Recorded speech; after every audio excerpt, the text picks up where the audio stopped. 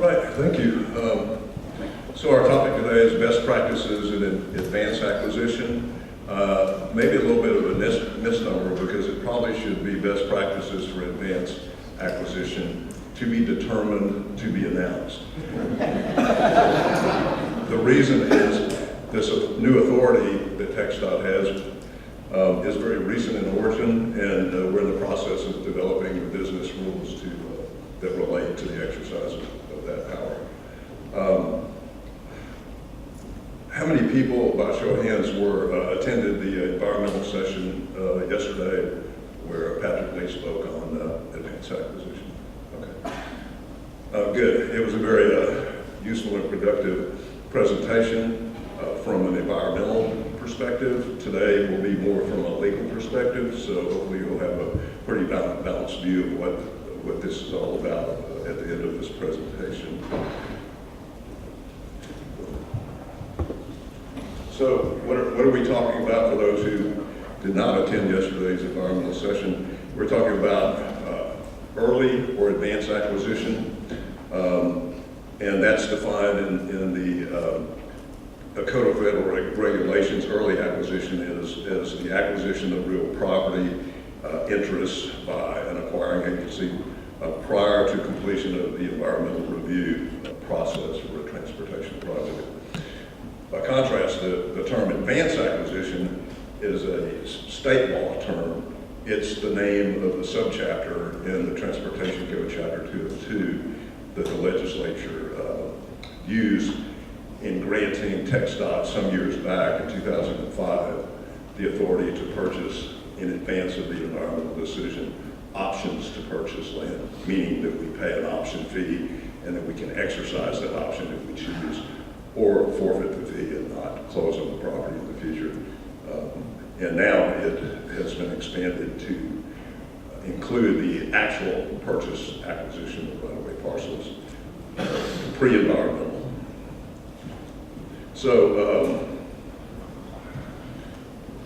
basically in the past we've had, when somebody said to me early acquisition, it meant something different than advanced acquisition, because early acquisition before this recent House bill was used to refer to the very limited number of parcels that we acquired before the environmental decision based on the criteria in the federal rules for hardship acquisitions, protected purchases, and donations of property, as opposed to our options authority, which was referred to as advanced acquisition. With this recent legislation, those two terms now are basically synonymous. There's the historical distinction between early and advanced is no more. So how did all this come about? You got a pre-map 21? In 2012, our Congress passed legislation called MAP 21, or Moving Ahead for Progress in the 21st Century Act. It related to funding and authorization of governing the expenditures of federal funds, federal surface transportation funds, and streamline the environmental review process in an effort to speed up project development and delivery. Before MAP 21, as I mentioned, early acquisition was very, very limited by the federal rules governing federal participation in state transportation project. And it was limited, as I said, to a parcel by parcel, justifiable early acquisition for hardship protected or donation purposes. And you could get in big trouble with FHWA if you did too much early acquisition, because before MAP 21, the presumption was if you acquired too much right-of-way in advance of the environmental decision, whether the project should be built or not, and so what the preferred alternative is, that you necessarily had prejudiced the environmental decision in favor of the alignment on which you acquired, early acquired property. And TxDOT had their hands slapped several times, especially I think in 2007, when right-of-way reported to the districts, and one of the districts did a lot of early the feds kind of came down hard on us. Let's basically talk about what hardship and protected purchases were and still are, basically, because TxDOT may essentially still use these concepts, so it might be useful to discuss them.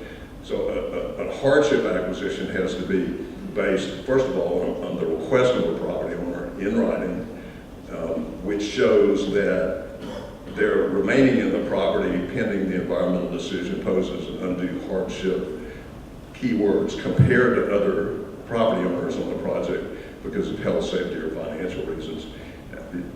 Basically, everybody who's on a project sort of has a cloud of the future project hanging over them. That's not enough. They have to be different than other property owners in that situation.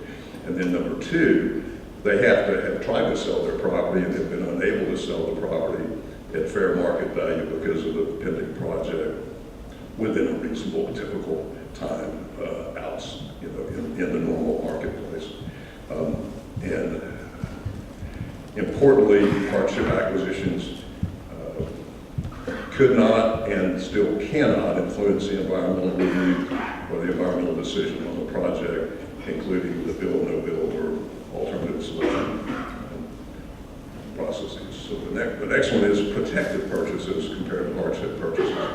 And this is where TxDOT initiates the acquisition because TxDOT has determined that the development of a particular property is imminent, not just possible, but imminent, and that the development of the property would limit future transportation choices. Again, could not and cannot influence the environmental decision. Practice tip there is we should not just take the landowner's word or rely on their conceptual. Anybody can draw a project on a piece of paper, but we should verify and document the actual steps that the owner has taken toward imminent development of the property. So if we know a hotel is coming in, and we have documented that that's imminent, the development is imminent, then we can move on our own to acquire the property, even over the property owner's objections, to a degree which we'll discuss a little bit later. So after MAP 21, with MAP 21 effective in 2012, that statute very significantly expanded the federal government's participation or ability to participate in early acquisitions. And the definition there is out of the Code of Federal Regulations for Early Acquisition Project.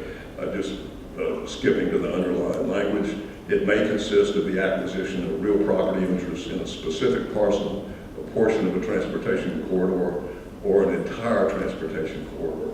That was a very radical change from the federal approach before MAP 21.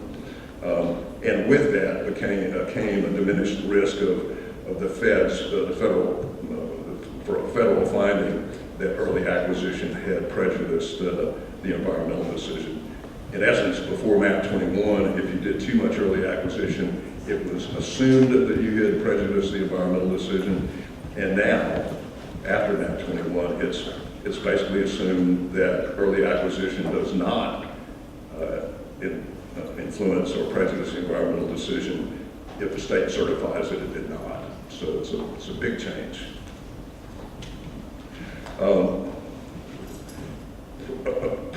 However, even with MAP 21, there was a whole big buzz for the last 3 years that now we have the authority to do early acquisition. No, we did not. And the reason is that the federal law, MAP 21, only related to federal financial participation in a state highway project, but federal law does not create authority in a state agency to do anything. It related just to federal participation, not the actual authority to perform early acquisitions. That authority must come not from federal statutes, but from state law. TxDOT as a state agency only has the power to do those things that it's expressly authorized to do or by necessary implication. And before the recent legislative session, we had very limited early acquisition authority in two senses. One, the option to purchase that I mentioned earlier. And secondly, there was an express provision for rail projects that we can purchase property along alternative routes for a rail facility, even if only one of those potential routes will ultimately be chosen as the final route. And with that, our General Counsel Division, or Austin General Counsel at the time, expressed an opinion that since the legislature had granted us those two limited advanced acquisition authorities, we had no general early acquisition authority for highway projects. By necessary indication, they hadn't given it to us, and we didn't have it. Therefore, until present day, we've done very limited early acquisitions based strictly on these protective hardship criteria that I mentioned earlier. So the new day comes in the form of House Bill 2646 that became effective on September 1st of this year. We had Section 202.112 was the law that in 2005 gave us the authority to acquire options to purchase in the future for a 5-year period for an option fee, renewable with the agreement of the property owner. That mechanism proved to be less than desirable and problematic in some ways. And so the legislature took that statute, and the underlying language is the new authority. The commission may, it used to say the commission may purchase an option to acquire real property. Now it says the commission, TxDOT through the commission, may acquire real property or an interest in real property prior to the environmental decision. In the underlying language, it did say before a final decision has been made as to whether the transportation facility will be located on that property. Now it says even more clearly before the environmental clearance has been issued for the transportation facility. So it's very clear we now have that authority, and it'll be interesting to see how we go about implementing it, to what extent, and what conditions or limitations might be placed on it as in terms of right-of-way division business practices. Good morning. So as Randy mentioned, processes are still being developed. This is very new authority. 6 weeks ago, this law came into effect. Currently, the process for, if you have a parcel that you want to advance acquire, the process will involve the right-of-way division approving that request. These rules are still being hammered out, but for right now, the guidance, relying on what rules we have in the TAC, along with practices that sort of apply to those protective and hardship purchases that Randy talked about. We've taken a look at those existing processes and modified them somewhat to such that they will address this more general advanced acquisition process. So say you have a parcel that you think is important that it's purchased in advance via environmental approval. You should put together a request to right-of-way division to approve advanced acquisition. The elements of that request should include the status of the environmental review. The closer a project is to completed review, the less likely there are to be issues with advanced acquiring property, and we'll get into that a little bit later in the presentation. A justification for the advanced acquisition, that barrier is lower now. It no longer has to fall in those strict protective or hardship categories. The estimated date of normal right-of-way acquisition, I suppose that's pretty much saying the same thing as environmental approval. A sketch of the parcel involved, as well as a status of the legal descriptions. So it's one thing to know generally where the parcel is, but in order to advance acquire, ultimately you will need a legal description. So if mapping hasn't even started, you're going to get stymied by that. a UTP minute order for the project or others project-specific minute order. We still require commission authorization in some form of the project. And the next item is a completion of due diligence report by district E&B staff, and I'll talk about that in a moment. And then lastly, budgeted funds for right-of-way acquisition in the LAR. You got to have some money to spend. So can you knock it along to the next one? So the due diligence report, I think it was last year the environmental division changed their TAC rule regarding advanced acquisition to include this reference to what they call a due diligence report. This replaced what I think they used to indicate that you needed to get a categorical exclusion for advanced acquisitions, and they changed the terminology to due diligence report. This is a report prepared by your district E&B staff stating basically, we don't think there are contamination issues with the property, and it also indicates whether or not the property is, there's a whole list here, but what those of us familiar with the concept would call 4F properties. Public land designated for use as a park, recreation area, scientific area, wildlife refuge, or historic site. These are properties that basically can't be purchased in advance of the environmental decision, that they kind of require an environmental decision plus to acquire. So you want to have that report completed, and I don't think that that's, it's not a terribly steep analysis burden to overcome.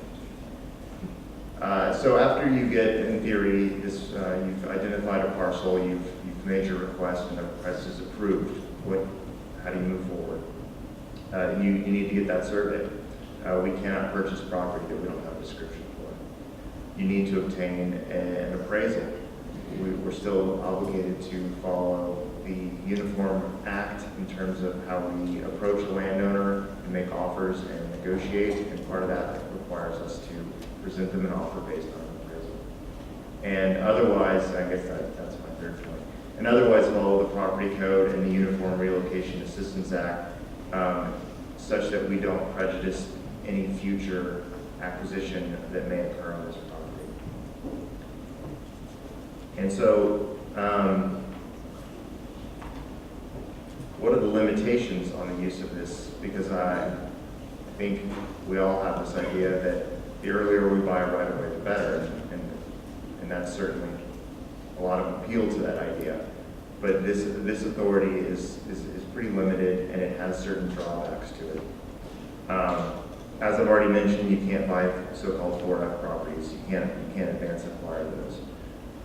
Currently, under the TAC, we're prohibited from advance acquiring properties which will require a relocation process. Now, we're in talks with E&B, and I understand that rule is under review and is likely going to undergo change or elimination.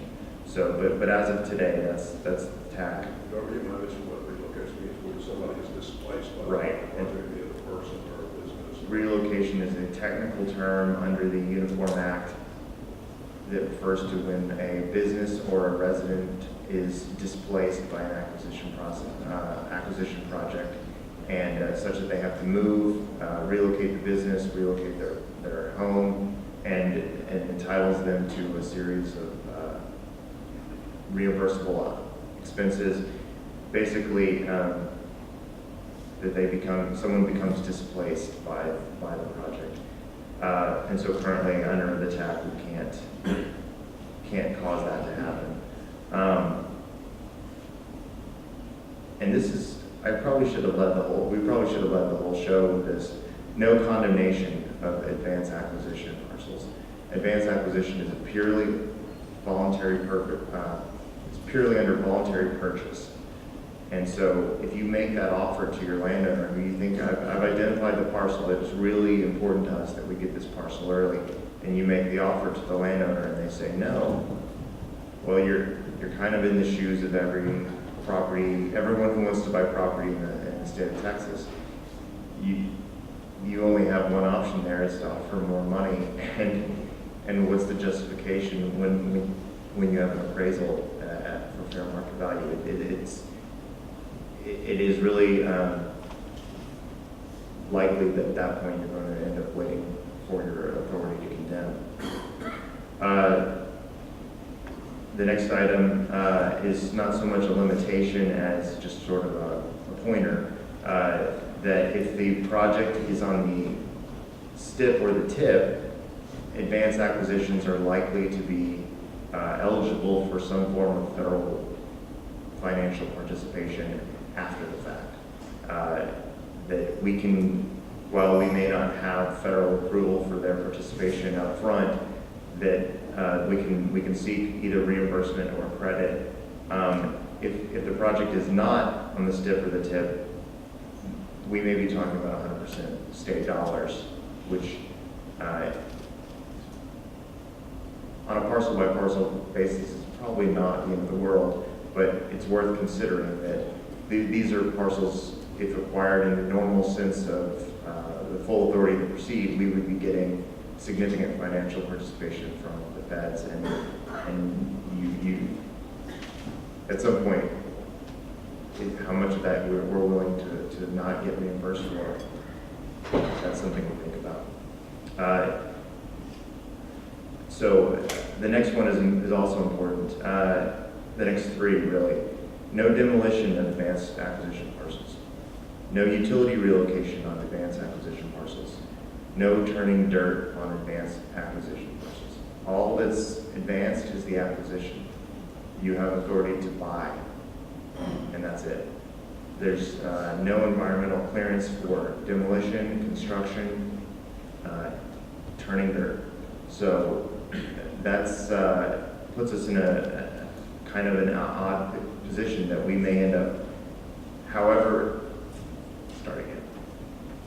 The further advanced your acquisition is, the longer you're probably holding on to this piece of property that you may have to take care of.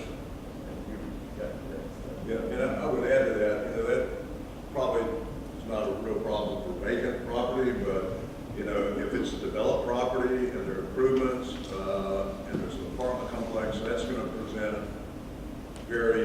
even assuming the relocation rule is changed, it's going to present very serious property management issues with that. Don't steal my next slide. Uh-oh. Wait, go back. Go back. Yeah, I have a question. About the utility relocation. That's relocation only, but would we be able to permit new utilities to go in that acquired property? No, I don't think we can permit any construction activities in that new. We think no turning dirt means no turning dirt.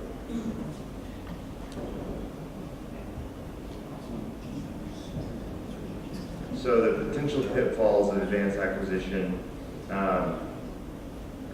The first one is, as Randy mentioned, the initial consideration for advanced acquisition has always been that if you advance acquire a property that you think is within the alignment, and it doesn't become, the alignment ends up changing, you may end up owning property that we don't need.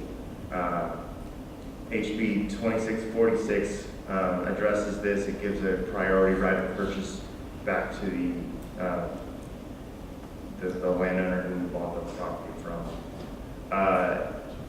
The second is risk of prejudicing the environmental decision. If we buy advanced acquired property and start putting new utilities into it, and then, this is just sort of an example of if we put those new utilities in, and then that's not the alignment of the project, I think there's an argument that we've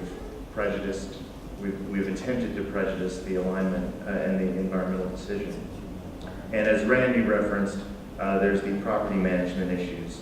That if we have a building, an apartment complex, a house, an office that is now ours, but we cannot tear it down, there are premises liability questions. What if someone wanders into it and starts making a home inside of it? What if, do we need to go out there and fence that and guard it? We can't tear it down, and it kind of presents, if we're talking about 4 years until environmental clearance, that's a long time to mow and otherwise maintain any potential issues that might be on those properties. There is a potential possibly to buy property from a landowner and then lease it back to them so that they're the ones doing the maintenance, and then we're just ready to issue notice when the project's ready to proceed. That's a potential way to cure that problem. So I've been given the Q&A card, and we can flip to the last slide and take any further questions if we have them. I think we've got 5 minutes.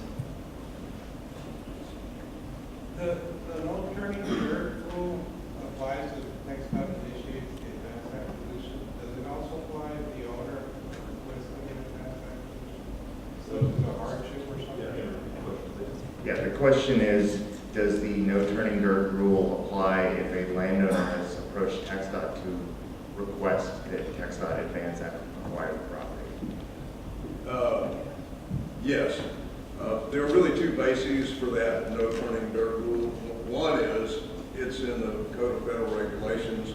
You can't, if you're going to seek federal reimbursement or credit for an advanced acquisition, one of the conditions is that you can't turn dirt, you can't develop the property, you can't demolish.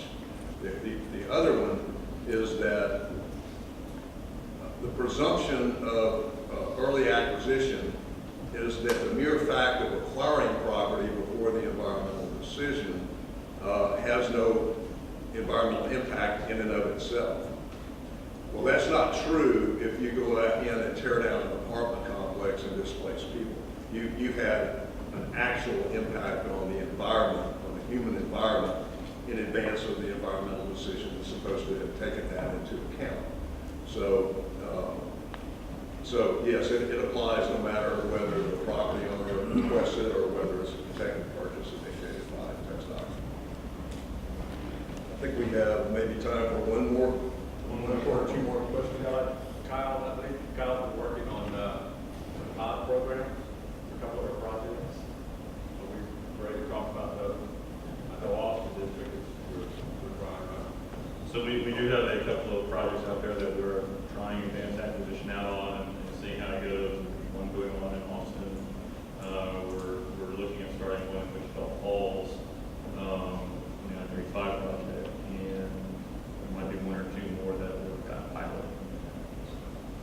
We are in the process of putting out some business rules, and we have a group of district, typically at the TP&D director level, and some different divisions coming together to get those rules developed. Thank you all, gentlemen. I appreciate it.